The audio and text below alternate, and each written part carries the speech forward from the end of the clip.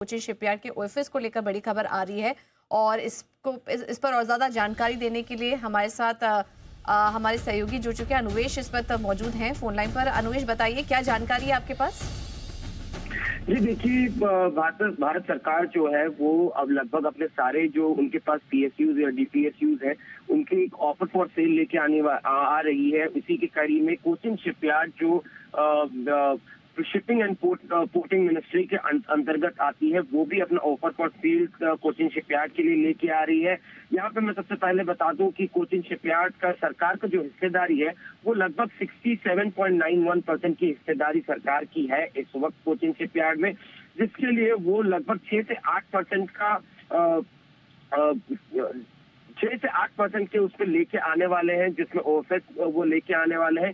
इसमें से सरकार जो है लगभग 16,000 करोड़ से अधिक की स्टेक यहाँ पे रेज करते हुए दिख रही है। यहाँ पे जो हमारे सूत्र हमें कह रहे हैं, जिसके जरिए लगभग 6 से 8% यहाँ पे सरकार यहाँ पे डाइल्यूट करती हुई आपको दिखेगी। और इसके साथ साथ ये भी बता दूं कि सिर्फ कोचिन शिपयार्ड ही नहीं बल्कि बाकी जो पीएसयूज है सरकार की, उन पे भी जल्द ऑफर फॉर सेल एक के बाद एक पे लेके आया जाएगा। हाल ही में हमने कोल इंडिया में देखा, कोल इंडिया की अलग अलग जो सब्सिडरी थी उसमें वो ऑफर्स लेके आए थे और उसके बाद अब दूसरे जो है जैसे कि कोचिन शिपयार्ड या दूसरे जो पीएसयूज है उन पे भी ऑफर फॉर सेल आते रहेंगे।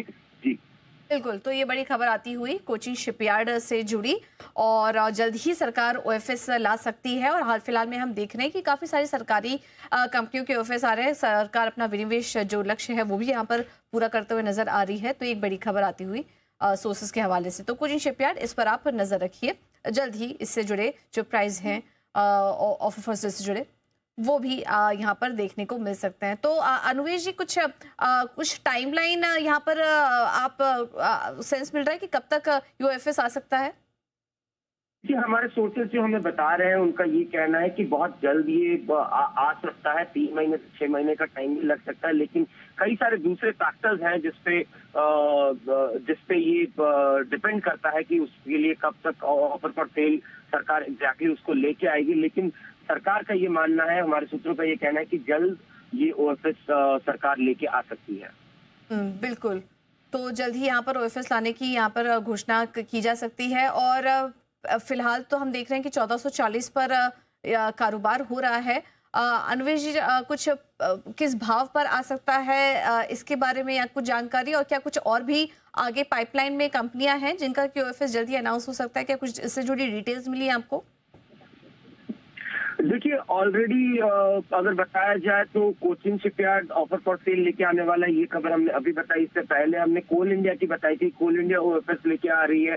कोल इंडिया ने अपने स्टेक्स डाइल्यूट किए हैं, जो उनकी सब्सिडरीज थी उस पर उन्होंने स्टेक डाइल्यूट किया है। जैसे महानदी कोल फील्ड्स है, जैसे साउथ ईस्ट कोल इंडिया लिमिटेड है, तो उनकी जो सब्सिडरीज है उनको लगातार लिस्ट कर रहे हैं। कोल इंडिया की लगभग 8 सब्सिडरीज है, उन 8 सब्सिडरीज को लिस्ट कराया जाना है, ऐसा हमारे सूत्र में बता रहे हैं। ऑलरेडी दो सब्सिडरीज यहाँ पे डीआरएचपी फाइल करके लिस्ट हो चुकी है। बीसीसीएल उसमें से सबसे पहला था।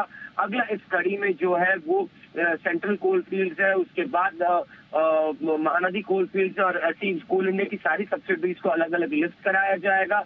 उसके बाद जो डिफेंस पीएसयूज है उनपे भी सरकार ओएफएस लेके आ सकती है, जैसे कि दूसरे जो डिफेंस के पीएसयूज है, इसकी जानकारी तो अभी हमें है। उसके बाद और कौन कौन से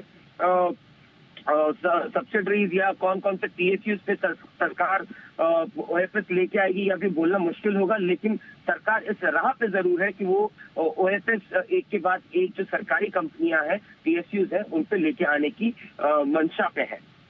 ठीक है अनुवेश, बहुत धन्यवाद आपका ये जानकारी हमें देने के लिए। तो कोचिन शिपयार्ड ओएफएस पे नजर रहेगी।